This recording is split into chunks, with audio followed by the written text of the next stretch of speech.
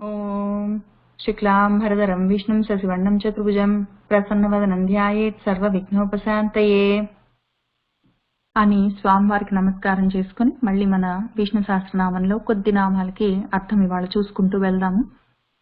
పోయిన వారము భూతావాసః వాసుదేవః సర్వాసు నిలయః అనలః దర్పః దర్పదః తృప్తః దుర్ధరః అధ అపరాజితః అని కొద్ది నామాలకి కొంతవరకు అర్థం చూసుకున్నాము. అక్కడి నుంచి చెప్పుకుంటూ వెళ్దాము.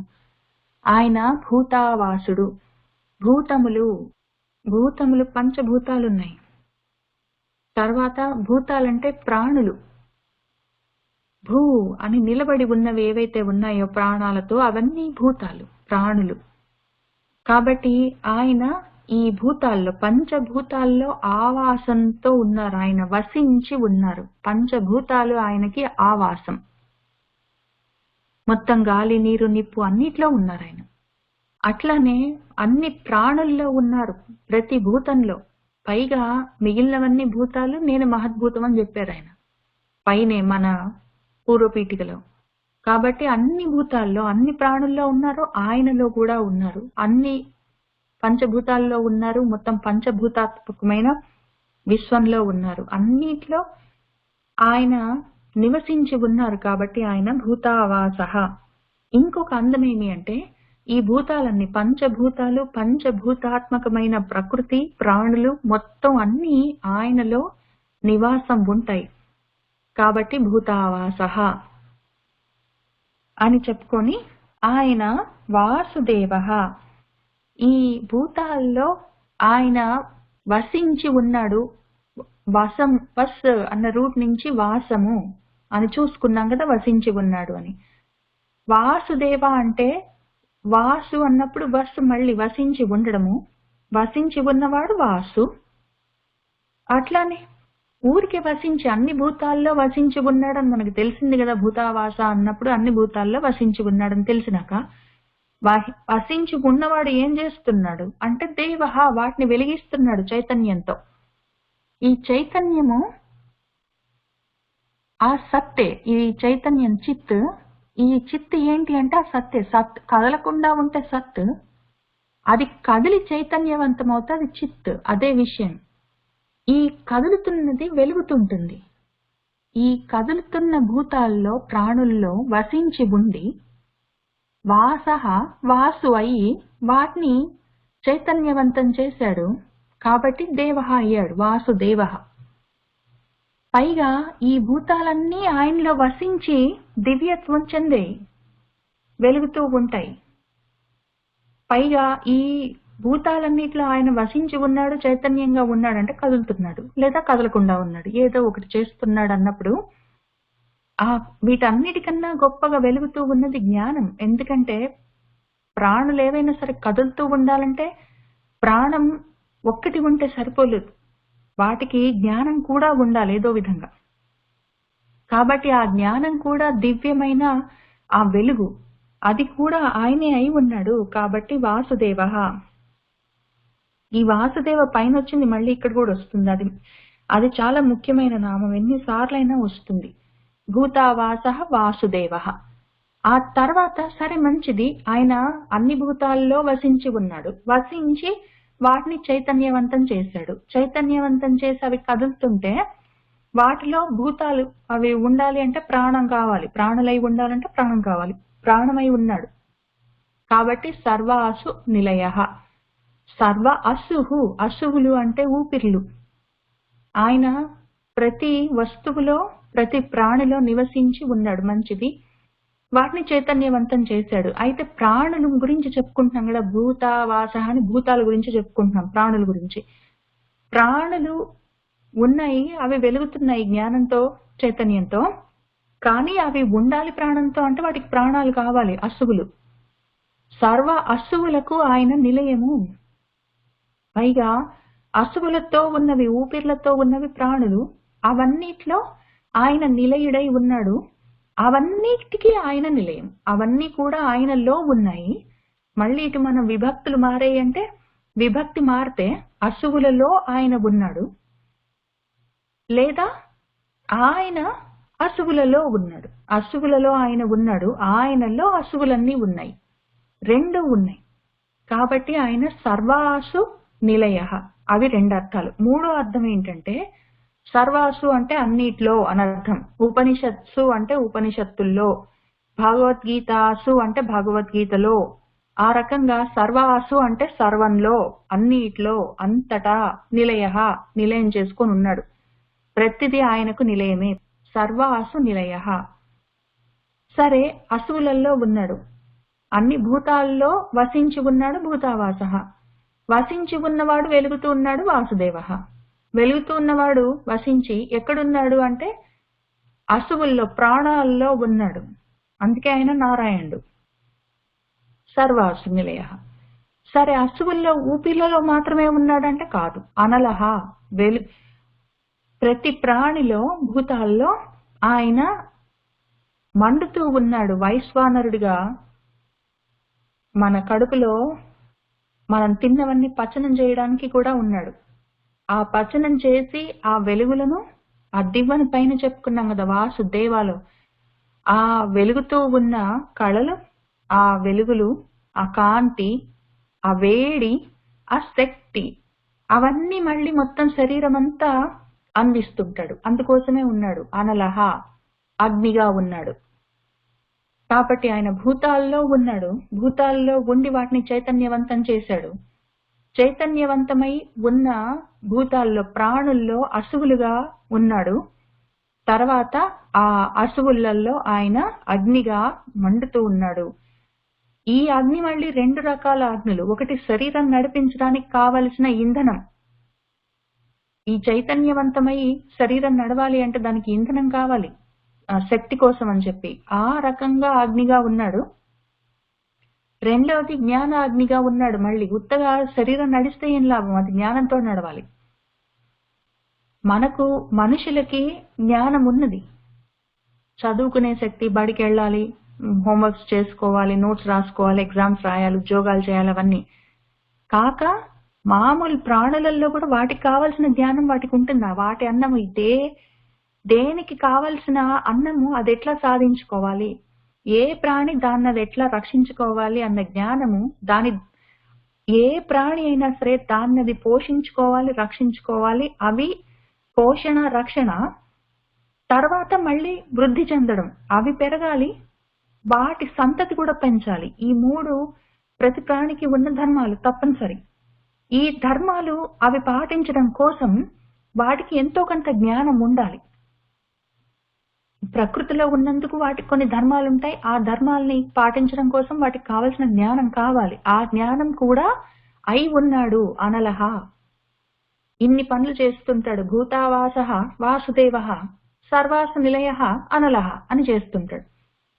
సరే, ఇవన్నీ ప్రతి ప్రాణికి, సర్వ ప్రాణులకు ఇవి అందరికీ సామాన్యంగా ఉండే విషయాలు.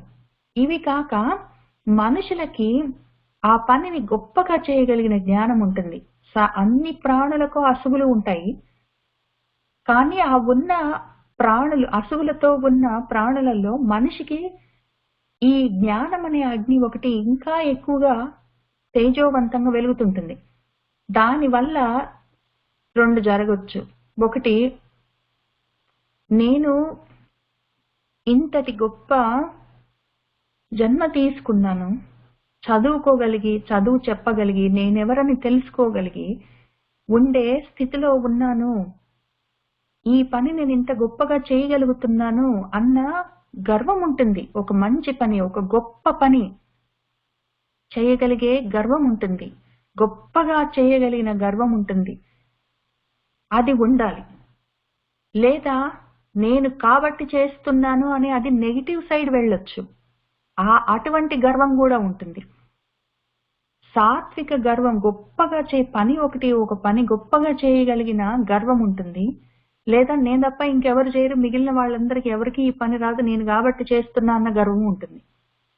ఈ రెండు రకాల గర్వాల్లో ఏదో ఒకటి గాని రెండు గాని ప్రతి వాళ్ళలో ఉండే అవకాశం ఉంది.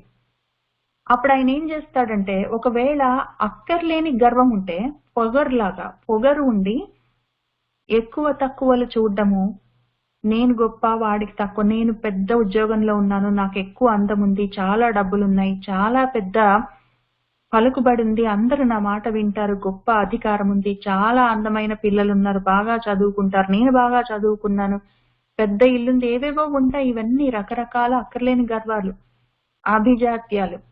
గొప్ప వంశంలో పుట్టాను, గొప్ప ఇంట్లో పుట్టాను, శ్రీమంతుల ఇంట్లో పుట్టాను, ఇవన్నీ ఏవేవో ఉంటాయి. అటువంటివి అక్కర్లేనివన్నీ మనిషి పతనానికి, జారిపోవడానికి, జ్ఞానంలో నుంచి జారిపోవడానికి కారణమవుతాయి. పాపమన్నా పతనమన్నా జారిపోవడం. ఎక్కడి నుంచి జారిపోవడం అంటే జ్ఞానంలో నుంచి జారిపోవడం. జ్ఞానంలో నుంచి జారిపోతే మళ్ళీ మళ్ళీ జన్మలు వస్తుంటాయి. ఎందుకంటే మళ్ళీ జ్ఞానాన్ని ఆర్జించుకోవాలి కాబట్టి. అటువంటి అక్కర్లేని గర్వాలుంటే వాటిని తీసేస్తాడు, ఆ దర్పాలని. కాబట్టి ఆయన దర్పహ, అక్కర్లేని దర్పం ఉంటే గర్వం తీసేస్తాడు, పొగరు. కానీ ఒక్కొక్కసారి కావలసిన ధార్మికమైన పొగరు, గర్వం ఉంటుంది. ధార్మికంగా ఒక పని చేసినప్పుడు, అది చాలా గొప్పగా చేసినప్పుడు ఆ గర్వం ఉంటుంది, నేను చేశానని.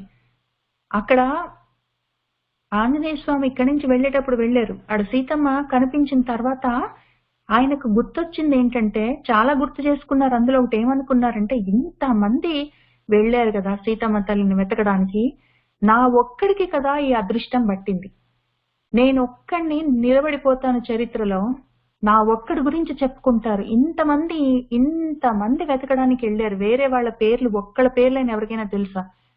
ఏదో నలుడు నీలుడు ఆ వంతెన కట్టారు, ఏదో అంగదుడు అంటే రాకుమారుడు, ఇట్లాంటి కొద్ది పేర్లు తెలుసు. కొన్ని లక్షల మంది వానర్లు, భల్లూకాలు వెళ్ళే వాళ్ళందరి పేర్లు అందరికి తెలుస్తాయా? నా ఒక్కడి పేరు అందరు చెప్పుకుంటారు అని. అది నేను ఒక గొప్ప పని సాధించాను, అంత సమర్థతతోటి చేశాను అన్న గర్వం, ఆనందంతో, సంతోషంతో కూడిన గర్వం అది. ఆ గర్వం ఉండాలి. ఎంత పని చేసినా కూడా నాదేముందండి, అంత ఏదో మీ అందరి వల్ల చేశాను, అంత పెద్ద విషయం ఏముందండి అని చిన్నబుచ్చకూడదు. ఒకవేళ ఎవరైనా నువ్వు మంచి పని చేసావు అంటే నిజంగా చేసి ఉంటే అవునండి నిజమే అని చెప్పగలగాలి. అంతటి దర్పం ఉండాలి, అంత దర్పంతో ఉండాలి. ఎంత చేసినా కూడా నాదేముందిలేండి అని చెప్పి బీద పలుకులు పలకకూడదు, తప్పు. కాబట్టి ఒకవేళ అవసరమైతే ఒక గొప్ప పని, ఒక ధార్మికమైన పని, ఒక ఉన్నతమైన పని చేసినప్పుడు అవును చేశాను అన్న గర్వము అవసరం. దాన్ని తక్కువ చేసుకొని మాట్లాడవలసిన అవసరం లేదు. అటువంటి దర్పం ఒకవేళ తగ్గితే ఆయన ఇస్తాడు, ఉండాలది. అక్కర్లేని గర్వాలు పెరిగితే, అక్కర్లేని విషయాలన్నీ చూసుకొని నేను గొప్ప, పక్కవాడు తక్కువ అని చెప్పి ప్రయత్నం చేస్తే అటువంటి గర్వాన్ని తీస్తాడు. దర్పహ దర్పదహ. ఈయన అక్కర్లేని కోరికలుంటే తీసేస్తాడు. కామహ, అవసరమైన కోరికలుంటే తీరుస్తాడు, ఆయన అవుతాడు. కాంతః కామహ, కామప్రదః అవుతాడు.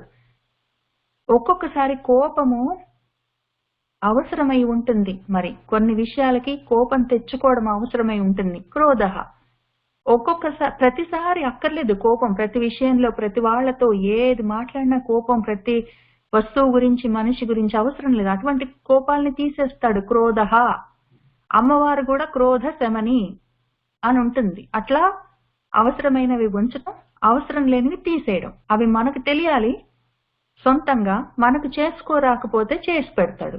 దర్పః దర్పదః. ఆయన దృప్తః, ఆయనకి ఇటువంటి గర్వాలు ఉండవలసిన అవసరము లేదు, గర్వము లేదని లేదు.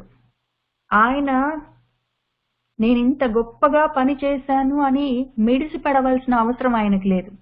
ఆయన కన్నా గొప్పగా పనిచేసేవాళ్ళు లేరు. కానీ ఇది నేను చేశాను అని చెప్పుకోవడానికి ఆయనకేమీ సిగ్గులేదు. అటువంటి లజ్జ ఉండవలసిన అవసరం కూడా ఆయనకు లేదు. అవును నేను చేశానని ధైర్యంగా చెప్తాడు, గర్వంగా చెప్తాడు. కాబట్టి ఈ నామాన్ని దృప్తః అదృప్తః అని 2 రకాలుగా విడదీసి మనకి అర్థం చెప్పారు మన వాళ్ళు. ఆయన దృప్తః అన్నప్పుడు ఆయన చాలా సంతృప్తితోటి ఉంటాడు, చాలా సంతోషంగా ఉంటాడు. ఆయనకి ఏమీ తక్కువ అన్నది లేదు.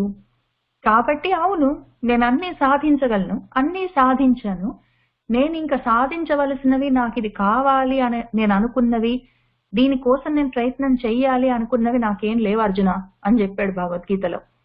నేను ఇంతవరకు ఇది సాధించలేదు, దీని గురించి ప్రయత్నం చేసుకోవాలి అన్నవి నాకేం లేవు, నాకు లేవు అన్నవి ఏమీ లేవు అని చెప్పాడు.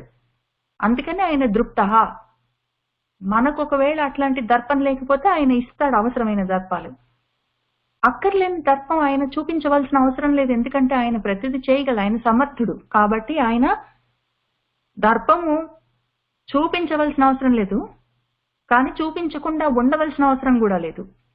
చూపించవలసిన అవసరం లేదు కాబట్టి ఆయన అదృప్త. చూపించకుండా దాక్కొని ఉండవలసిన అవసరము, నాదే ముందులే అని తక్కువ చేసుకొని మాట్లాడవలసిన అవసరం లేదు కాబట్టి తృప్త అని 2 రకాలుగా మన వాళ్ళు ఆ నామానికి అర్థం చెప్పారు. దర్ప, దర్పద, దృప్త. ఎప్పుడు మనము మన గురించి తక్కువ చేసుకోవాల్సిన అవసరం లేదు, అక్కర్లేకుండా ఎక్కువ చేసుకొని మనల్ని మనము పొగడవలసిన అవసరం లేదు, స్వోత్కర్ష. కానీ అక్కర్లేని గర్వం లేదన్నంత మాత్రాన అసలే గర్వం లేకుండా మన్ను తిన్న పాములాగా ఏదో చలిమిడి ముద్దలాగా ఉండవలసిన అవసరం లేదు.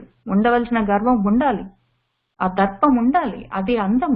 జ్ఞానికి, జ్ఞానానికి, ఒక పని సాధించగలిగిన సమర్థతకి అది సూచన ఆ గర్వం. తర్వాత దుర్ధర. ఆయన దుర్ధరుడు, ఆయన్నెవరు ధరించలేరు, ఆయన్నెవరు తట్టుకోలేరు. అక్కర్లేకుండా శత్రువులు ఎవరైనా రావచ్చు, వాళ్ళు ఇటు సైడ్ నుంచి రావణాసురుడు అట్లాంటి వాళ్ళందరూ, కుంభకర్ణుడు, లేకపోతే అట్నుంచి మన ఏదో హిరణ్యాక్షుడు, లేదా హిరణ్యకశిపుడు, లేకపోతే కంసుడు, ఇంకెవరెవరో, వీళ్ళందరూ కాకపోతే ఏదో బండాసురుడు, శుంభుడు, నిశుంభుడు, వాళ్ళు ఎవరైనా కావచ్చు. లేకపోతే ఏదో బాణాసురుడు, త్రిపురాసురుడు, భస్మాసురుడు, వాళ్ళు వీళ్ళని లేదు, మనకి చాలా మంది ఉన్నారు. ఏ రకమైన ఆసురీ లక్షణమైనా సరే, ఏ అసురుడైనా సరే, వాళ్ళెవరు ఈ జ్ఞానానికి, ఈ సమర్థతకి, దానితో కూడి ఉన్న ధర్మానికి, దానితో కూడి ఉన్న గర్వానికి ఎదురు నిలబడి బ్రతకలేరు, తట్టుకోలేరు దాన్ని. అటువంటి గర్వాన్ని, నిజంగా కూడా ఒక పని సాధించగలిగిన సత్తా ఉండి, ఆ సత్తాతోటి ఆ పని చేయగలిగిన శక్తి ఉండి చేసి చూపించి నేను చేశానని చెప్తే దాని ముందు నిలబడడం కష్టం ఎవరికైనా, తట్టుకోవడం అటువంటి వాళ్ళని. దుర్ధరహ, ఆయన్ని శత్రువులు తట్టుకోలేరు. తర్వాత ఆయనని ఎవరు ధరించలేరు, ఆయన అందరినీ ధరించి ఉంటారు, ఆయన అందరికీ ఆధారమై ఉంటారు. ఆయనకి ఆధారం ఎవరు అవసరం లేదు కాబట్టి ఆయన దుర్ధరహ. ఫస్ట్ ఆఫ్ ఆల్ ఆయన్నెవరు ధరించి ఉండేంత శక్తి ఎవరికి లేదు, అందుకని ఆయన్నెవరు ధరించి ఉండలేరు. పైగా ఆయనకి ఆధారం అవసరం కూడా లేదు కాబట్టి ఆయన దుర్ధరహ. ఇంకొక అర్థం ఏంటంటే, దుర్ధరహ అన్నప్పుడు ధరించడం అంటే పట్టుకోవడం, జ్ఞానంతో, లేకపోతే కళ్ళతో, మాటతో, వేదంతో, వాక్కుతో, మనసుతో, బుద్ధితో, ఏదైనా సరే, దేనితోటైనా సరే ఆయన్ని ధరించడం, పట్టుకోవడం కష్టం. ఆయన అగ్రాహ్య, అచింత్య, కాబట్టి ఆయన దుర్ధరహ.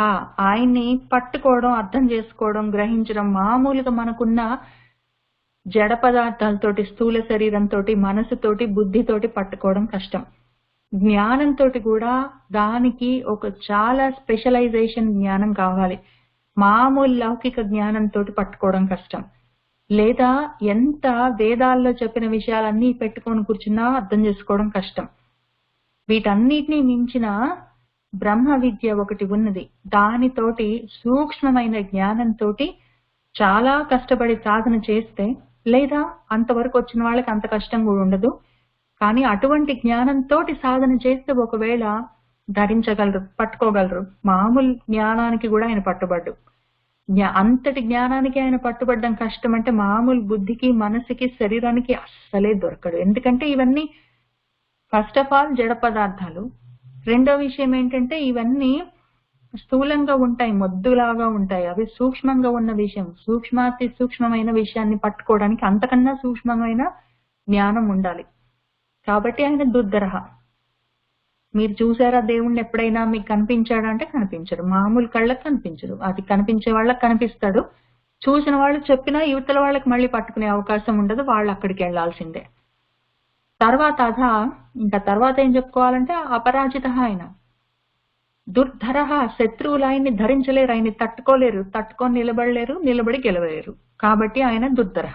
కాబట్టి గెలవలేరు. కాబట్టి పరులు అంటే శత్రువులు ఆయన ముందు నిలబడి ఆయనతోటి యుద్ధం చేసి గెలిచేది లేదు. కాబట్టి అపరాజిత, ఆయనకి అపజయం అన్నది ఆయనకి లేదు. కాబట్టి అపరాజిత. దానికి ఇంకొక అందమైన అర్థం ఏమి అంటే ఆయన ఆయన్ని మించిన, ఆయన తర్వాత ఆయన కన్నా పైన ఉన్నది వస్తువు ఇంకొకటి లేదు. అన్నిటికన్నా పరంగా ఉన్నది ఆయనే, అన్నిటికన్నా పైన ఉన్నది ఆయనే. కాబట్టి అటువంటి వాడిని జయించడం కష్టం. ఆయన్ని జయించాలంటే ఆయన కన్నా పైన ఉండాలి, ఆయన కన్నా గొప్పగా ఉండాలి, ఆయన కన్నా ఎక్కువ బలం ఉండాలి, ఆయన కన్నా ఎక్కువ అస్త్ర విద్యలు తెలిసి ఉండాలి, ఆయన కన్నా ఎక్కువ జ్ఞానం ఉండాలి. అన్నిటికన్నా ఎవరెవరు ఆయన్ని జయించాలని ప్రయత్నం చేస్తారో అన్నిటికన్నా ఎక్కువ, అందరికన్నా ఎక్కువ ఆయనకు ఆల్రెడీ ఉన్నాయి. వీళ్ళు దేనితో ఆయన్ని జయించాలనుకుంటున్నారో ఆ వస్తువు ఆయన కన్నా ఎక్కువ వాళ్ళకు ఉండాలి. అటువంటిది ప్రపంచంలో లేదు. కాబట్టి ఆయన్ని మించిన పరం ఇంకొకటి లేదు. కాబట్టి ఆయన అపరాజిత. అన్నిటికీ ఆయనే పరం. కాబట్టి ఆయన్ని జయించడం కష్టం, ఆ అవకాశం లేదు, అందుకని జయించడం కష్టం. పరులు, శత్రువులు ఆయన్ని జయించలేరు. తర్వాత ఆయనను మించింది ఇంకోటి లేదు. కాబట్టి ఆయనకు అపజయం అన్నది లేదు. అపరాజిత. భూతావాస వాసుదేవ సర్వాసు నిలయ అనల దర్ప దర్పద తృప్త అదృప్త దుర్ధర అపరాజిత. తర్వాత విశ్వమూర్తి మహామూర్తి దీప్తమూర్తి అమూర్తిమాన్ అనేకమూర్తి అవ్యక్త శతమూర్తి శతానన. ఇవన్నీ చాలా అందమైన పేర్లు. కొద్ది కొద్ది తేడాలతో మనకి కొంచెం కొంచెం తేడాలు తెలుస్తుంటాయి. మొత్తం స్థూలంగా వీటన్నిటికీ అర్థాలు ఒకటే, కానీ కొంచెం సూక్ష్మంగా చూసుకుందాం తేడాలు. మన వాళ్ళు పరాశర భట్టర్, శంకరాచార్యుల వారు వాళ్ళందరూ మన కోసం రాసి పెట్టారు. కాబట్టి చూసుకుంటూ వెళ్దాం. విశ్వమూర్తి, ఆయనకు ఈ మొత్తం విశ్వం ఆయన స్వరూపం, విరాట్ స్వరూపం. కాబట్టి ఆయన విశ్వమూర్తి.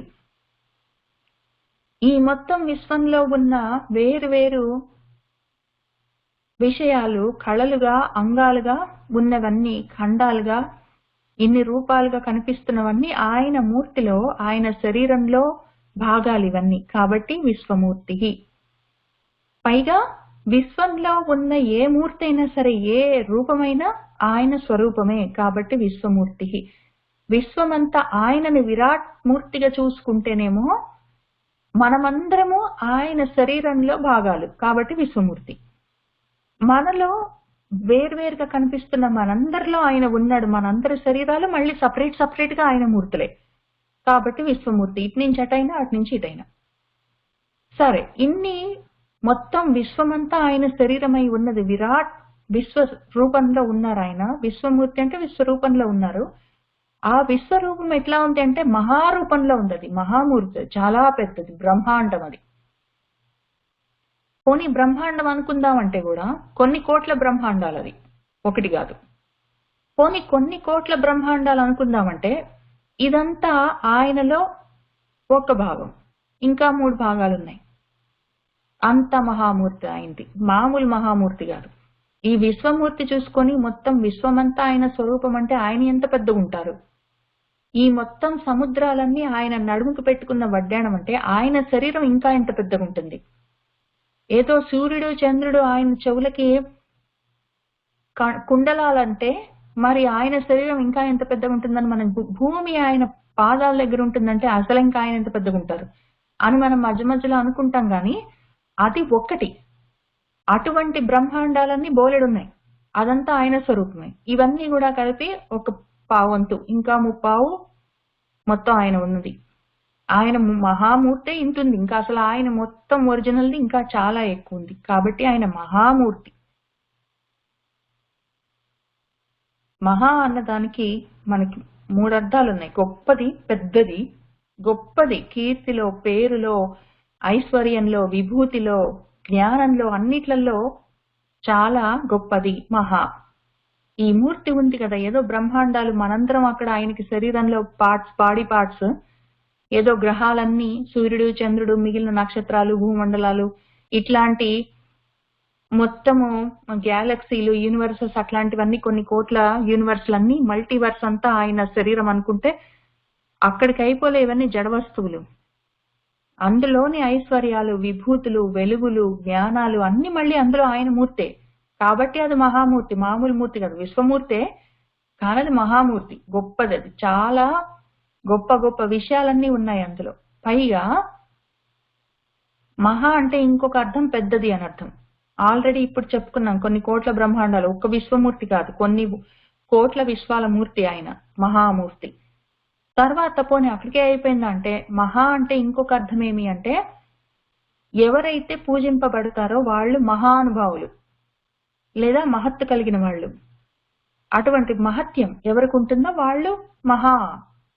ఎవరినైతే మనం గౌరవించాలో, అభిమానించాలో, పూజించాలో, భజించాలో అటువంటి వాళ్ళు మహా అని చెప్పుకుంటాం కదా. ఆయన మహా పండితుడు అంటే చాలా గొప్పవాడు, పండితులందరిలో గొప్పవాడు, ఆయన్ని మనం చాలా గౌరవించాలి అని కదా.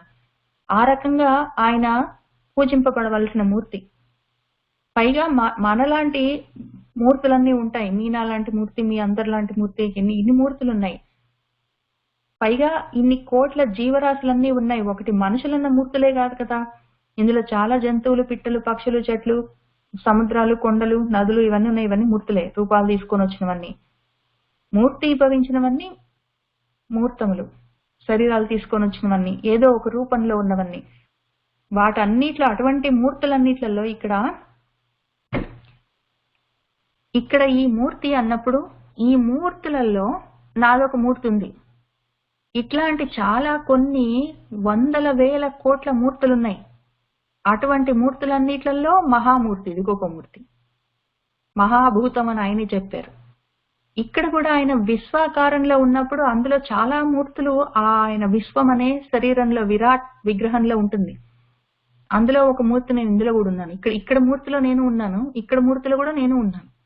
ఇటువంటి మూర్తులు చాలా కలిపి మహామూర్తి. ఇటువంటి నాలాంటి చాలా మూర్తులు కలిపి విశ్వమూర్తి అయ్యాడు. నన్ను పెట్టుకునే ఆయన విశ్వమూర్తి, నన్ను పెట్టుకునే మహామూర్తి అయ్యాడు ఆయన. అందుకనే ఆ దీప్తులు, ఆ కాంతులన్నీ అందుకే ఉన్నాయి. నేను మూర్తి అంటే ఉత్త జడ పదార్థం కాదు కదా, తో కూడిన జ్ఞానం కదా. అటువంటి జ్ఞానం అంతా మూర్తీభవించిన వాడు ఆయన. ఆ మహామూర్తి, ఆ గొప్ప ఆకారం, రూపం ఏమి అంటే దీప్తం, వెలుగులతో నిండి ఉన్నది. అది జ్ఞానంతో నిండి ఉన్నది, చైతన్యంతో నిండి ఉన్నది. మళ్ళీ అందులో నేను కూడా ఉన్నాను, నేను కూడా ఆ దీప్తిలో భాగం. అంతటి విశ్వము, విశ్వాన్ని మించిన మూర్తి ఏ రకంగా ఉన్నదంటే వెలుగులతో నిండి ఉన్నది. పోనీ ఉంది కదా, ఇన్ని మూర్తులు ఉంది, విశ్వమూర్తి ఉంది, మహామూర్తి ఉంది, దీప్తమూర్తి ఉందంటే ఉంటే ఉన్నది, అది అమూర్తి. వెంటనే విశ్వమూర్తి అని చెప్పి, మహామూర్తి అని చెప్పి, దీప్తమూర్తి అని చెప్పి, మొత్తం ఇన్ని కోట్ల బ్రహ్మాండాల చుట్టూ మనం మానసికంగా తిరిగి వచ్చిన తర్వాత, ఆ మొత్తం మానసికంగా ఇన్ని కోట్ల బ్రహ్మాండాలన్నీ ఇప్పుడే తిరిగి వచ్చాం. ఇవన్నీ కలిపి ఒక భాగము, ఒక పావంతు, ఇంకా 3 అవతల ఉంది అని చెప్తే అక్కడికి కూడా వెళ్ళొచ్చాము మానసికంగా. ఇప్పుడు చూస్తే అసలు మూర్తి లేదని నెక్స్ట్ నామం అమూర్తిమా అనుంది. అయితే దీనికి మన వాళ్ళు రాసిన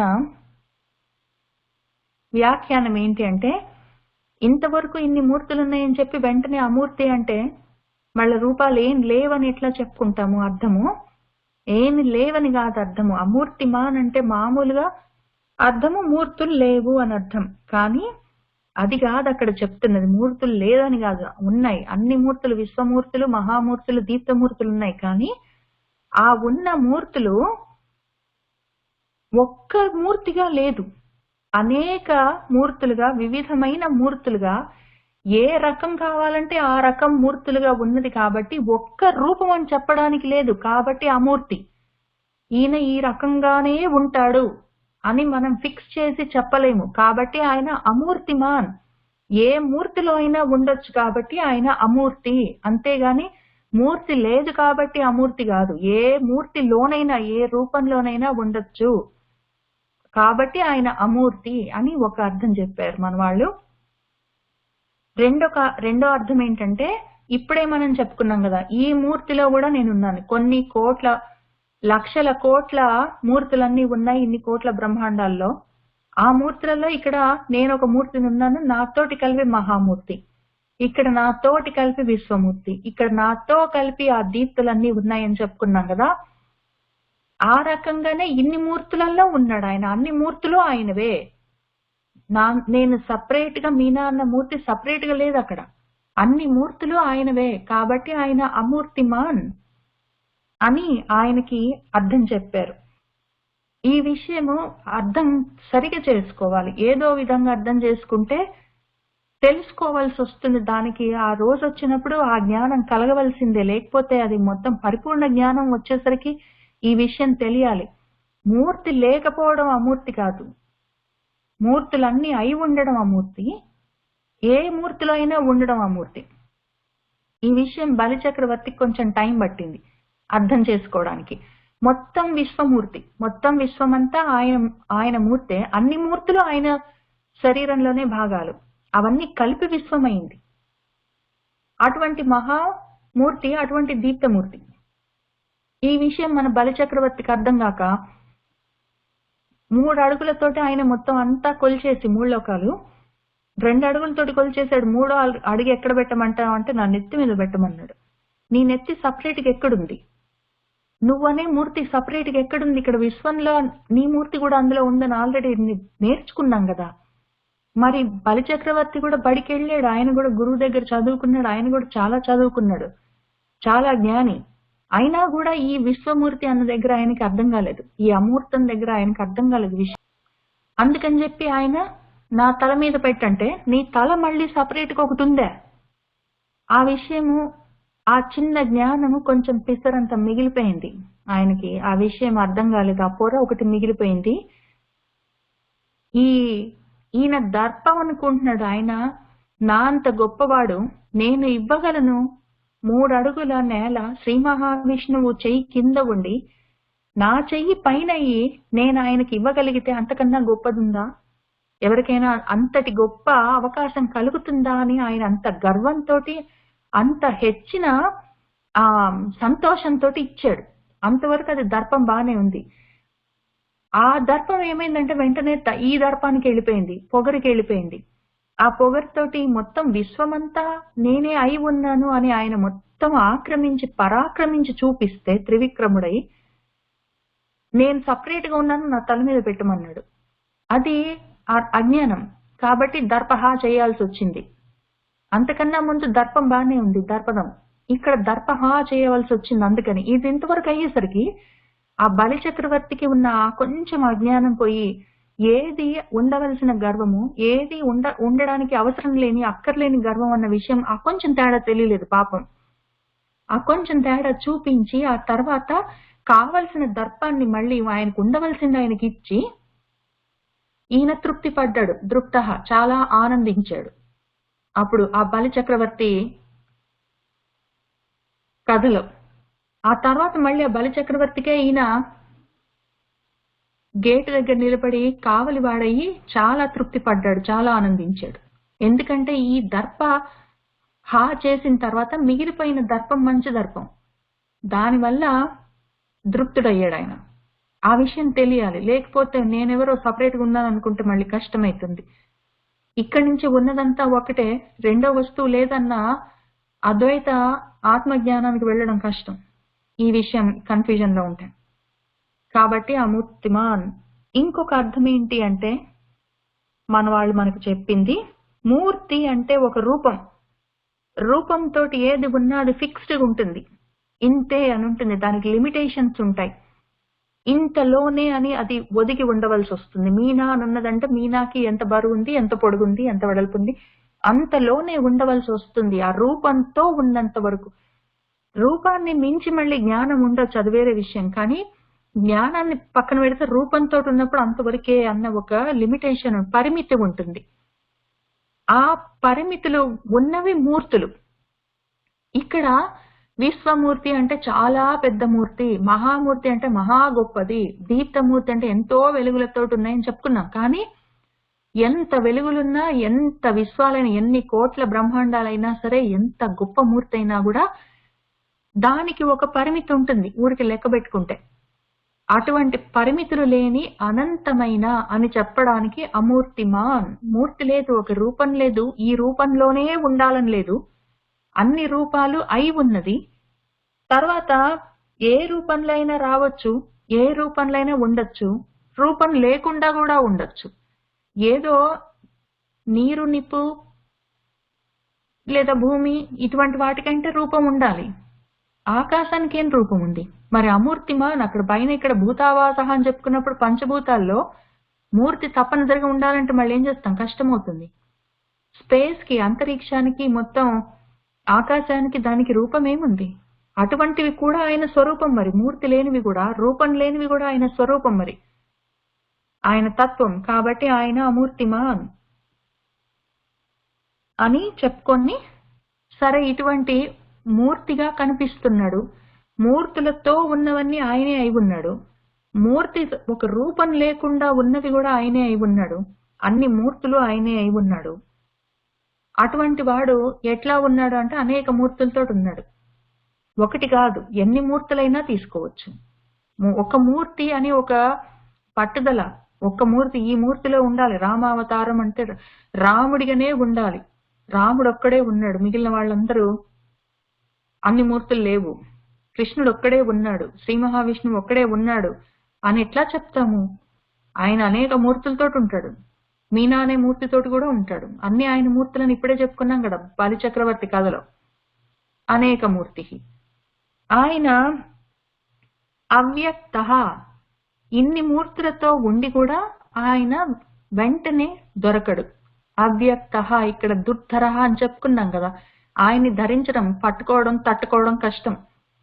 ఆయన ఒకవేళ నిజంగా అంతటి జ్ఞానము, అంతటి విషయము, తత్వము వచ్చేస్తే అది తట్టుకోవడం కష్టం. అర్జునుడు తట్టుకోలేకపోయాడు, దుర్ధరహ, ఆయన్ని ధరించలేకపోయాడు. అర్జునుడికి ఉత్తగా విశ్వరూపం చూపించడం కాదు, ఆ విశ్వరూపం చూడ్డానికి కావలసిన శక్తితో కూడిన దృష్టి, అటువంటి శబ్దాలన్నీ వినడానికి కావలసిన గ్రహణ శక్తి, అటువంటివన్నీ ఏవేవి కావాలో అవన్నీ ఇచ్చి మనసుకి తట్టుకునే శక్తితో సహా అన్ని ఇస్తే కూడా కళ్ళనీళ్లు పెట్టుకున్నాడు అర్జునుడు. అంత తట్టుకోలేనంత, పట్టుకోలేనంత విషయం అది. కాబట్టి ఆయన అవ్యక్త. నిజంగా వ్యక్తమైతే అంత అర్జునుడికి ఇచ్చినట్టు మనకు దివ్య చక్షువులు అటువంటివన్నీ ఇవ్వకుండా ఊరికనే కనిపిస్తే అసలు తట్టుకోలేం మనం. అందుకే ఆయన మన మీద దయతో కనిపించడు. కనిపించడానికి ప్రయత్నం చేసినా అది చూడవలసిన విషయం కాదు, అది అనుభవంలోకి తెచ్చుకోవాల్సినది, అది మనము బుక్ అనుభవించవలసిందే. కాబట్టి అవ్యక్త. ఆయన శతమూర్తి. శతము అంటే అనేకం, అనంతం, అనంతమైన మూర్తులతో ఉంటాడు. ఇక్కడ అనేక మూర్తి అంటే చాలా మూర్తులని చెప్పుకున్నాం కదా, శతము అంటే ఇంక లెక్కలేనన్ని మూర్తులని చెప్పుకున్నాం కదా. అనేక మూర్తి అని చెప్పి వెంటనే శతమూర్తి అని ఎందుకు చెప్పారు అని మనకు అనిపిస్తుంది. రెండు ఒకటే కదా అర్థం. అనేకమన్నా శతం, శతం అంటే అన్లిమిటెడ్, శతం అంటే 100 అని కాదు, శతమన్నా సహస్రమన్నా అనంతమనే అర్థం వాటికి. మరి ఇన్ని అనంతమైన మూర్తులని కింద శతమూర్తి అని చెప్పి మళ్ళీ అనంతమైన అనేకమైన మూర్తులను, అనేక మూర్తులను పైన ఎందుకు రెండు చెప్పారు వెంట వెంటనే అంటే, ఆయన కళ్ళకి అనేక మూర్తులుగా మీనాలాగా మీ అందరిలాగా కనిపించవచ్చు, అనేక రూపాల్లో కనిపించవచ్చు, ఎన్నో రకాల వృక్ష జాతుల్లో వృక్షాలుగా, జంతు జాతుల్లో జంతువులుగా, పక్షి జాతుల్లో పక్షులుగా, ఇన్ని రూపాలుగా, అనేక రూపాలుగా కనిపించవచ్చు. పైగా అనేక రూపాలుగా రాముడిగా, కృష్ణుడిగా, అమ్మవారుగా కనిపించవచ్చు. ఇవన్నీ కాక ఒక్కడే ఎన్ని మూర్తులతోటైనా కనిపించవచ్చు. ఏదో యశోదమ్మకి కొడుకుగా కనిపించవచ్చు, అర్జునుడికి గురువుగారిగా, బావగారిగా కనిపించవచ్చు, లేదా వాళ్ళ గోపాలులకి చిన్నప్పుడు స్నేహితుడిగా కనిపించవచ్చు, లేదా భక్తులకి ఆయన భగవంతుడిగా కనిపించవచ్చు. ఎన్నో మూర్తులు ఉంటాయి ఆయనకి. కృష్ణుడు ఒక్కడే, కానీ ఆయన ఒక్కొక్కరికి ఒక్కొక్కలాగా కనిపిస్తాడు. ఒక సూర్యుడు లోకులకు ఒక్కొక్క రీతి తోచినట్టు కృష్ణచంద్రుడు కూడా ఒక్కొక్కరికి ఎవరు చూస్తే వాళ్ళకే. ఇప్పుడు ఆకాశంలో చంద్రుడు ఎవరు చూస్తే వాళ్ళకే ఆ చంద్రుడు, ఎవరికి వాళ్ళకుంటాడు. ఏ చంద్రుడు ఎవరికి వాళ్ళకుంటాడు. ఆ రకంగా ఈ కృష్ణచంద్రుడైనా సరే, ఆ రామచంద్రుడైనా సరే, ఎవరైనా సరే అనేక మూర్తులతో ఉంటారు, ఎవరి మూర్తి వాళ్ళకి. అదే కృష్ణుడిని నేను ఎప్పుడు భగవద్గీత చెప్తున్న గీతాచార్యుడిగానే నేను మనసులో పెట్టుకుంటాను. ఆయన ఎంతో నేర్పిస్తున్నారు, అది ముఖ్యం నాకు. అదే కృష్ణుడిని బాలకృష్ణుడిగా మనసులో పెట్టుకుంటారు అందరూ. ఆయన ఆ రకంగా కనిపిస్తాడు వాళ్ళకి. అదే కృష్ణుడిని భక్తి భావంతో చూసిన వాళ్ళు ఉంటారు, అదే కృష్ణుడిని వత్సభావంతో చూసిన వాళ్ళు ఉంటారు, అదే కృష్ణుడిని సోదరుడిగా, స్నేహితుడిగా, ఏ రకంగా అయినా చూసేవాళ్ళు ఉంటారు. ఏ రకంగా చూస్తే ఆ రకంగా కనిపిస్తాడు. యద్భావం తద్భవతి. కాబట్టి ఆయన శతమూర్తి. ఇక్కడ రాముడిగా, కృష్ణుడిగా, విష్ణుమూర్తిగా, అమ్మవారిగా అనేక మూర్తులతో కనిపిస్తాడు. ఏ మూర్తి ఏ రూపం కావాలంటే ఆ రూపంలో కనిపిస్తాడు. ఇక్కడ రాముడిగా ఉన్నా కూడా ఆయన ఒక ఆయనకి కొడుగ్గా, ఒక ఆమెకి భర్తగా, కొంతమందికి సోదరుడిగా, కొంతమందికి రాజుగా, కొంతమందికి శత్రువుగా, అన్ని రకాలుగా కనిపిస్తాడు ఒకే రాముడు. కాబట్టి శతమూర్తి. ఆయన శతానన. ఆననములు అంటే ముఖములు, శతాననములు అంటే అనంతమైన ముఖములు. ఇన్ని మూర్తులతో ఉంటే ప్రతి మూర్తికి ఒక ఆనన ముఖం ఉండదా అని మనకు అనిపిస్తుంది. మళ్ళీ మళ్ళీ చెప్పారే అనిపిస్తుంది. మళ్ళీ మళ్ళీ కాదు, అది ఎంత చెప్తే అంత ఉంటుంది అక్కడ. అంత అనంతమైన విషయం ఎన్ని రకాలుగానో చూసుకోవాలి, అన్ని యాంగిల్స్ లో. ఏ విషయమైనా అన్ని యాంగిల్స్ లో చూసుకోవాలి. మరి అందుకని వాళ్ళు అంత తాపత్రయపడుతున్నాడు. మన భీష్ముల వారు ధర్మరాజుకి తెలియాలి ఒకే తత్వం, అది ఇన్ని రూపాలుగా, ఇన్ని నామాలతో, ఇన్ని రకాలుగా, ఇంతగా కనిపిస్తున్నది అని ధర్మరాజుకి అర్థం కావాలని మన భీష్ముడి తాపత్రయం, మనందరికి అర్థం కావాలని వ్యాసుల వారి తాపత్రయం. ఉన్నది ఒకటే మూర్తి అనుకునేవు, విశ్వమంతా ఆయన మూర్తే. ఎంత చూస్తే అంత గొప్ప మూర్తి. ఎక్కడ వెలుగుతూ ఉన్నదో ఆ వెలుగులన్నీ, ఆ చైతన్యమంతా అదే మూర్తి. ఈ రూపం మాత్రమే అని చెప్పడానికి లేదు, ఏ రూపంలో అయినా ఉండొచ్చు. మొత్తం తెలిసిందా అంటే కష్టము. అది నువ్వు ఏ రకంగా చూస్తే ఆ రకంగా కనిపిస్తుంది ఆ మూర్తి. దానికి ఎన్ని ముఖములైనా ఉంటాయి. అదే శ్రీరామచంద్రమూర్తి ఏదో పటంలో చూస్తే ఆయన కోదండం పట్టుకొని కనిపిస్తాడు, ఏదో నా ఇంట్లో చూస్తే నా బిడ్డగా కనిపిస్తాడు. అదే రామచంద్రమూర్తి రెండు ముఖాలుగా కనిపిస్తాడు. అట్లా అనంతమైన ముఖాలతో ఉంటాడు ఆయన. పర్సనల్ గా ఉంటాడు, ఎట్లా కావాలంటే అట్లా ఉంటాడు. కృష్ణుడైనా సరే, నార్త్ సైడ్ కృష్ణుడు చక్కగా ఫుల్ హ్యాండ్స్ చొక్కా వేసుకొని, అవి చక్కటి పూసలతో తయారు చేసిన కిరీటాలు పెట్టుకొని, పూలదండలు వేసుకొని ఉంటాడు. మన దగ్గర కృష్ణుడు చక్కటి పట్టు పంచ కట్టుకొని, పట్టు ఉత్తరీయం వేసుకొని మురళి వాయిస్తూ ఉంటారు. ఒక్కొక్కసారి ఒకవేళ అక్కడ ఆయన ద్వారకలు చూస్తే ఆయన ఇంకో రకంగా కనిపించవచ్చు. అదే కృష్ణుడు ఎట్లా చూస్తే అట్లా కనిపిస్తాడు, పర్సనల్ గా కనిపిస్తాడు. ఇక్కడ అనేక మూర్తి అన్నప్పుడు ఆయన రాముడిగా, కృష్ణుడిగా, అమ్మవారిగా, శివుడిగా, ఎన్ని రకాలుగా కనిపించవచ్చు. ఇక్కడ ఒకే రాముడు ఒక్కొక్కరికి ఒక్కోరా కనిపిస్తాడు. ఇక్కడ అదే రాముడు, అదే కృష్ణుడు నాకెట్లా కావాలంటే అట్లా కనిపిస్తాడు. నాకు ఆయనకున్న సంబంధం ఇక్కడ చెప్పుకుంటే, నా మనసులో నేను ఎట్లా ఊహించుకున్నాను, సంబంధంతో సంబంధం లేదు. మూర్తి ఆకారం నాకు ఎట్లా కావాలంటే అట్లా ఉంటాడు. శతాననః. పర్సనలైజ్ చేసుకోవచ్చు ఆ మూర్తిని. మనకు అర్థమైనట్టు, మనకు కోరుకున్నట్టు, మనకు కావలసినట్టు పర్సనలైజ్ చేసుకోవచ్చు. దానికి కూడా కథ ఉంది. ప్రతి నామం, విష్ణు సహస్రనామంలో ఉన్న ప్రతి నామానికి మనకు కథలు ఉన్నాయి. ఆయనని పర్సనలైజ్డ్ గాడ్ అని ఎందుకు చెప్తున్నామంటే, ఆయన మనం ఎట్లా కావాలంటే అట్లా పర్సనలైజ్ చేసుకొని, మనకు ఎట్లా కోరుకుంటే ఆయన అట్లా మనకి ఎట్లా దక్కుతాడంటే, భద్రాచలంలో పాపం ఆయన పిలిస్తే శ్రీ మహావిష్ణువు వచ్చేసాడు. వస్తే ఎవరయ్యా నువ్వు అని అడిగాడు. నువ్వు పిలిచావు కదా రాముడిని వచ్చానంటే, నా రాముడు ఇట్లా ఉండడు, నువ్వు రాముడిలా కనిపిస్తే చూస్తా వెళ్ళని చెప్పాడు. ఎందుకంటే పర్సనలైజ్ చేసుకున్నాడు, నాకు ఇట్లా కావాలని అడిగాడు, అట్లా వచ్చాడు ఆయన. కాబట్టి శతాననః. విశ్వమూర్తి మహామూర్తి దీప్తమూర్తి అమూర్తిమాన్ అనేకమూర్తి అవ్యక్తః శతమూర్తి శతాననః. తర్వాత నామాలు కొంతవరకు చూద్దాం. ఏకః నైకః సః వః కః కిం యత్ తత్ పదం అనుత్తమం లోకబంధుః లోకనాథః మాధవః భక్తవత్సలః. ఇక్కడ ఇంతవరకు డిఫైన్ చేసుకున్నాం కదా, మనకు అర్థమైనంత వరకు అసలు ఆ మూర్తి ఏమి, మూర్తి లేకుండా ఉండడమేమి, ఎన్ని రకాల మూర్తులుగా ఉంటాడు, ఎన్ని రకాలుగా కనిపిస్తాడు, ఏ రకంగా కావాలంటే ఆ రకంగా ఎట్లా కనిపిస్తాడు అన్న విషయాలు మనం ఇక్కడ చూసాం కదా. ఈ కనిపించడం ఏమి, అసలు ఉన్న విషయం ఏంటి చూద్దాము. ఇక్కడ మనకు అర్థమైనట్టు డిఫైనింగ్ చేసుకున్నాము. దాన్ని ఇక్కడ ఆయన ఎవరు, ఎందుకు మనకు అట్లా కనిపిస్తున్నాడు అని ఇక్కడ చూద్దాం. అసలు ఇన్ని మూర్తులుగా, ఇన్ని విశ్వాలుగా, ఇన్ని దీప్తులుగా, ప్రాంతులుగా, రకాలుగా, రూపాలుగా, బంధాలుగా, ఆలోచనలుగా, కోరికలుగా కనిపిస్తున్న ఆయన ఏకః ఒక్కడే. చాలా ఉన్నాయి ఇన్ని అనుకునేవి, మళ్ళీ ఉన్నది ఒక్కటే, అది పదార్థం.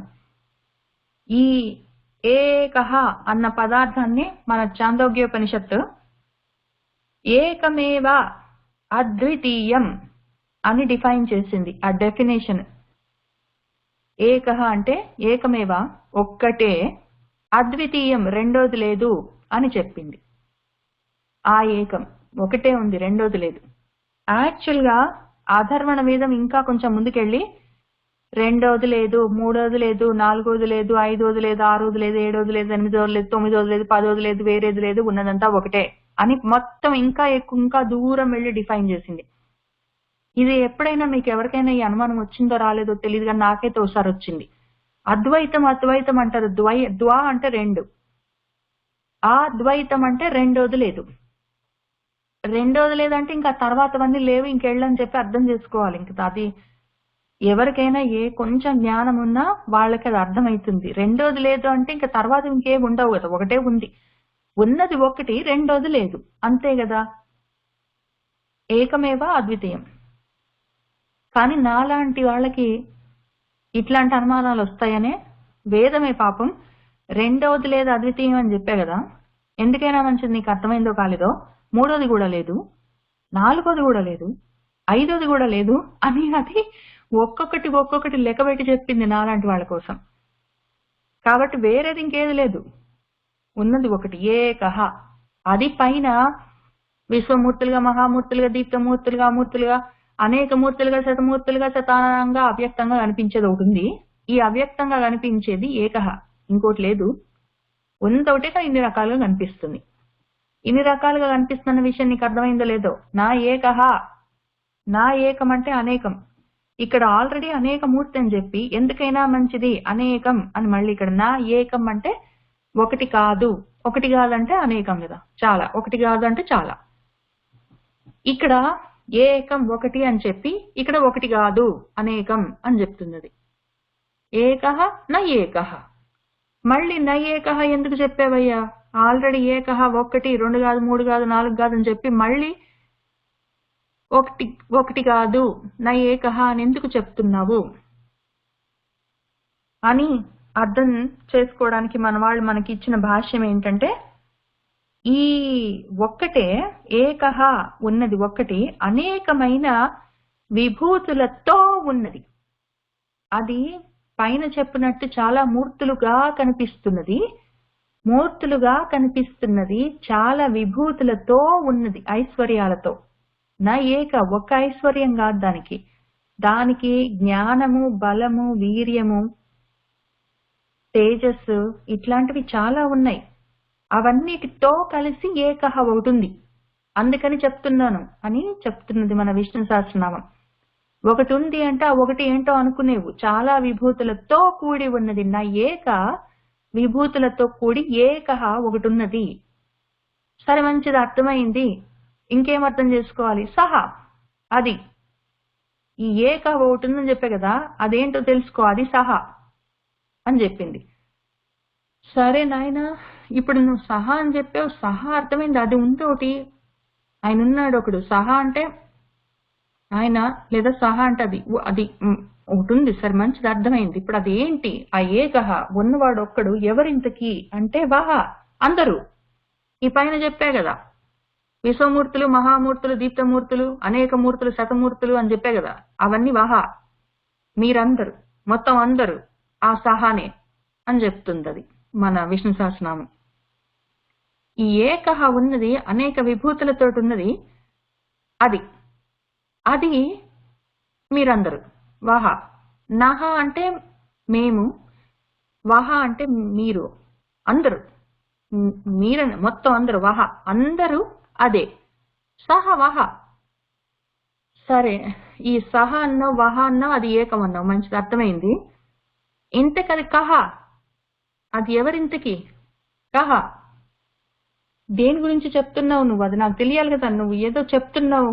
వహ ఆ సహనే ఈ వహ, ఆ సహ అది ఉంది కదా ఆయన, వహ ఇంతమంది రూపాల్లో ఇన్ని రూపాలుగా పైన మొత్తం శ్లోకం 77వ శ్లోకంలో చెప్పింది మొత్తం ఈ వహ గురించే.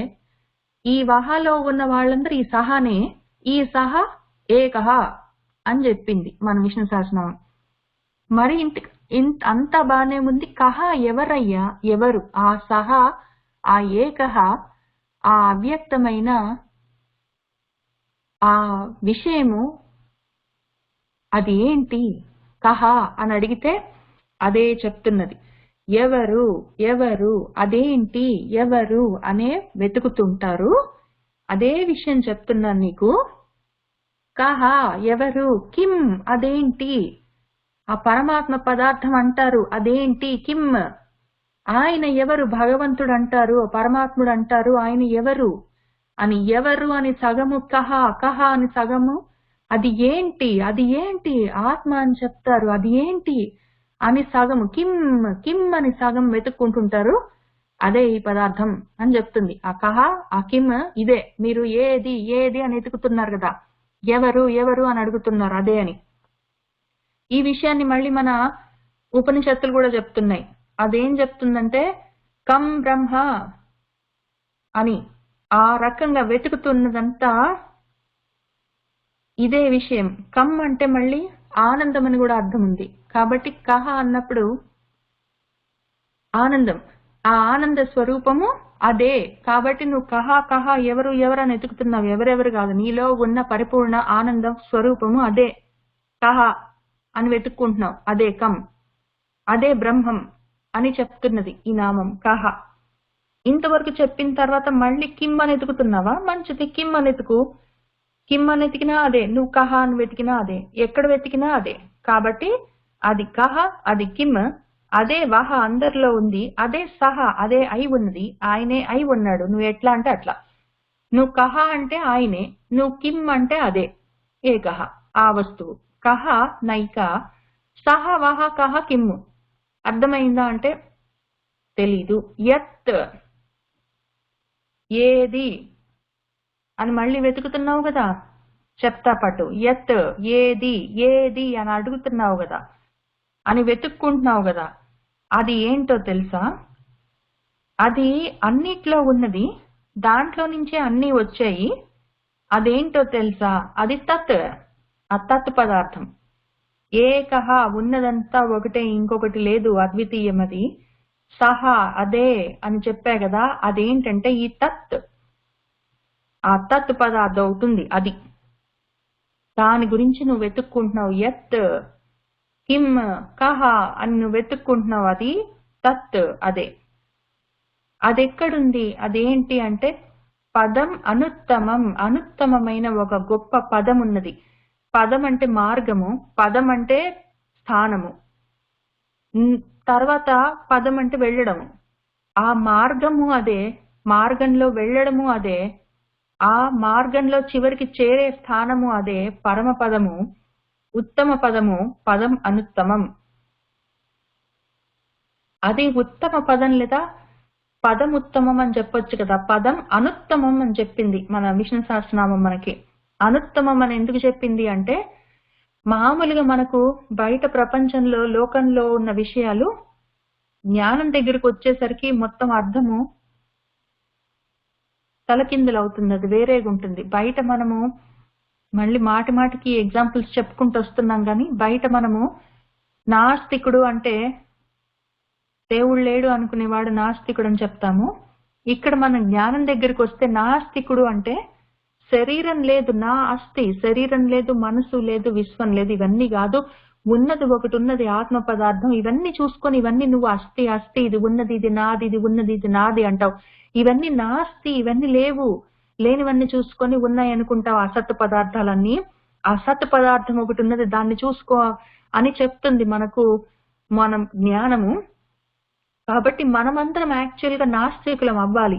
ఇవన్నీ నా అస్థి, ఇవన్నీ లేవు, ఏవో ఉన్నాయి అనుకుంటాం, బంధాలు అనుకుంటాం, ఇల్లు అనుకుంటాం, వాకిలు అనుకుంటాం, పిల్లలు అనుకుంటాము, నా ఉద్యోగం అనుకుంటాం, డబ్బులు అనుకుంటాం, ఇవన్నీ నాస్తి అని ఈ నాస్తికులం కావాలి మనము. జ్ఞానంలో మనం ఏం చేస్తామంటే ఇవన్నీ ఉన్నాయి, దేవుడు లేడు అన్న నాస్తికత్వం గురించి బయట మాట్లాడతాం. నిరీశ్వరవాదం కూడా అంతే, ఈశ్వరుడు లేడు, దేవుడు లేడు అని చెప్పేవాళ్ళు బయట వేరే ఉంటారు. మనకు జ్ఞానంలో ఉన్నప్పుడు, ఈ అద్వైతంలో ఉన్నప్పుడు నిరీశ్వరత్వమే ఉంటుంది. ఈశ్వరుడు ఎక్కడున్నాడు? ఉన్నదంతా ఒకటే పదార్థం. ఈశ్వరుడు ఉండాలంటే ఇంక దాని కిందనో పైననో పక్కన ఇంకెవరైనా ఉండాలి. ఇన్ని లేవు, ఉన్నది ఒకటే పదార్థం, కాబట్టి నిరీశ్వరం. ఆ రకంగా ఇక్కడ కూడా ఉత్తమం అంటే చాలా గొప్పది. బయట మామూలు ప్రపంచంలో వ్యవహారంలో ఉత్తమం అంటే గొప్పదే, అనుత్తమం అంటే తక్కువ రకం అని అర్థం, దానికన్నా తక్కువ రకం చిన్నదని అర్థం. అయితే ఇక్కడ మళ్ళీ మన జ్ఞానం దగ్గరకు వస్తే అర్థం మారిపోతుంది. అనుత్తమం అంటే దీన్ని మించిన ఉత్తమమైనది లేదు అని అర్థం. అనుత్తమం అంటే దీని పైన, దీనికన్నా ఉత్తమమైనది పైన ఉన్నది ఇంక లేదు అని అర్థం. కాబట్టి ఏది ఆ తత్ పదార్థం ఏది అంటే అది అనుత్తమమైన, దాన్ని మించిన పదం ఇంకొకటి లేదు, దాన్ని మించిన వస్తువు లేదు, దాన్ని మించిన నువ్వు చేరదలుచుకున్న సాధించవలసిన విషయము ఇంకొకటి లేదు, దాన్ని మించింది లేదు. కాబట్టి అది పదం అనుత్తమం. అది ఇంతకి తత్పదార్థం ఉంది కదా, ఆ తత్పదార్థం ఏమి అంటే లోక బంధువు. అది మొత్తం లోకానికి బంధువు అయి ఉన్నది.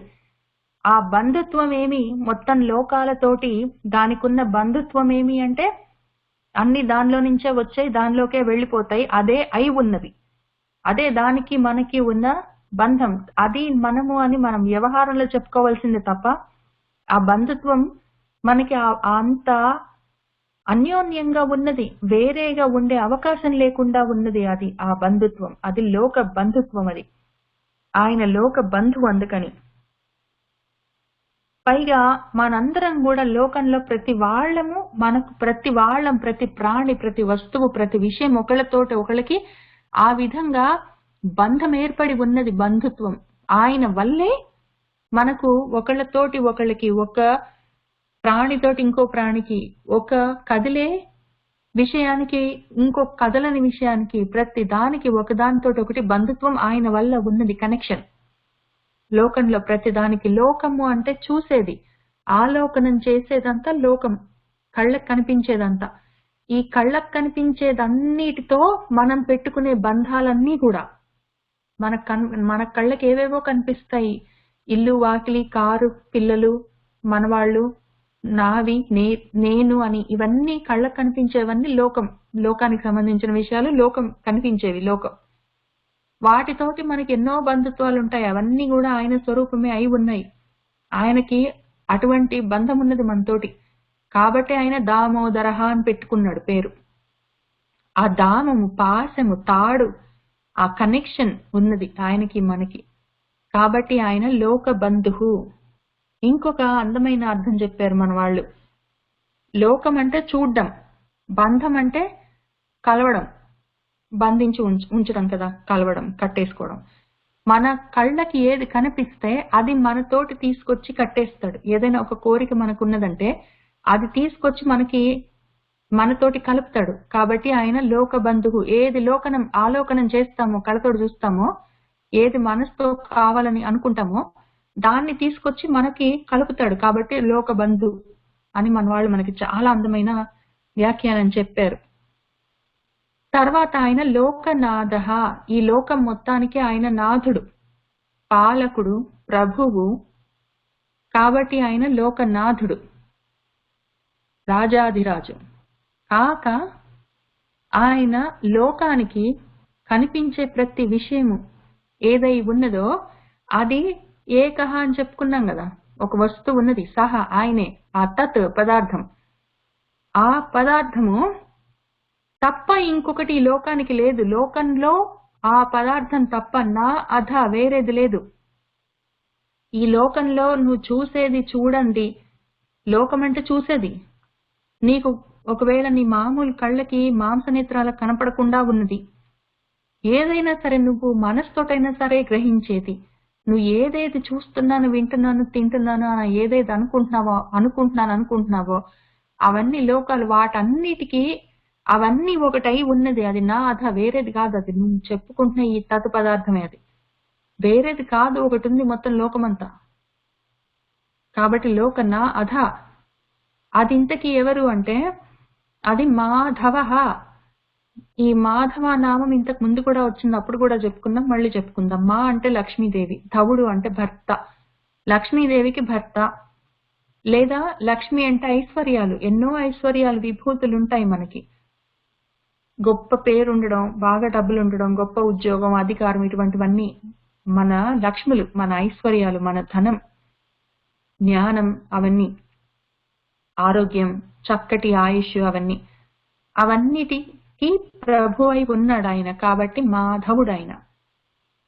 ఇవన్నీ కాక మధు విద్యతో ఎవరు చేరుకోగలరో ఆయన మాధవుడు. ఈ మధు విద్య అన్నది కూడా మనకున్న బ్రహ్మ విద్యల్లో ఒకటి. ఆ మధు విద్యని ఉపాసన చేసి కూడా పరమాత్మ పదార్థాన్ని తెలుసుకోవచ్చు. కాబట్టి ఆయన మాధవుడు. ఇంకొక అర్థం, మామూలు అర్థం, మన కథాపరంగా అర్థం ఏమి అంటే మాధవుడు అంటే మధు వంశంలో పుట్టినవాడు, యాదవులలో మధు వంశంలో పుట్టినవాడు కాబట్టి మాధవుడు అని మనకి కొద్ది అర్థాలు ఉన్నాయి ఈ నామానికి. తర్వాత భక్త వత్సల. భక్తులంటే ఆయనకి వాత్సల్యము. పైగా భక్తుల వెంట ఆయన వత్సంలాగా, ఆవు దూడలాగా ఆయన వెంట వస్తాడు. కాబట్టి ఆయన వెంట రాకపోతే ఆవు దూడలాగా ఈ ఆవు లాంటి శరీరము నడవడం కష్టం. అది ఉంటేనే, వత్సం ఉంటేనే ఇది ఉంటుంది. కాబట్టి భక్త వత్సల అని. పైగా భక్తులలో ఆయన వసించి ఉంటాడు, వత్సం వసించి ఉంటాడు. కాబట్టి ఆయన భక్త వత్సల అని. ఆ నామాలకి కొంతవరకు అర్థం.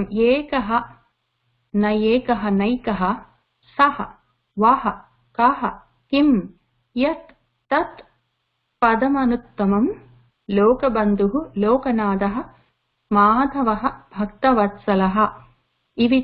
ఇవన్నీ ఒక్కొక్కటి ఒక్కొక్క నామం. ఏకః నైకః సహ వాహ కాహ కిం యత్ తత్ అన్నవి 8 నామాలు ఇంతవరకు. ఇవన్నీ వేర్వేరు నామాలు. తర్వాత 9వది పదమనుత్తమం అని. ఇంతవరకు మనం కొంతవరకు అర్థం చూసుకున్నాము. ఇవాళకి ఇక్కడికి ఆపుదాం. మళ్ళీ రేపు కలిసి మనం 79వ శ్లోకం నుంచి చదువుకుందాం. సర్వం శ్రీకృష్ణ పరబ్రహ్మ పాదారవిందార్పణమస్తు.